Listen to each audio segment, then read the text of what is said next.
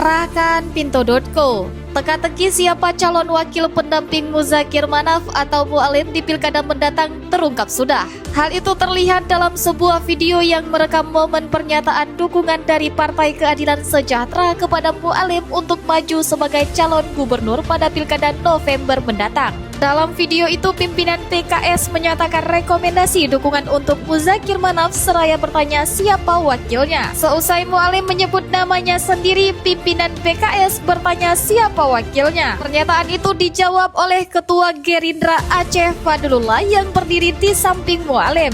Partai Keadilan Sejahtera memberikan surat rekomendasi untuk calon gubernur Provinsi Aceh dan calon wakil gubernur Aceh untuk 2024-2029. Bersama saya Muzakir Manaf dan wakilnya Fadlullah. Secara resmi sebenarnya Partai Aceh belum mengumumkan ke publik siapa yang akan menjadi wakil Mualim. Juru bicara Partai Aceh Nur Zahri ketika dihubungi Pinto.co pada Senin 12 Agustus 2024 mengatakan nama calon wakil Mualim belum dapat dipublikasikan.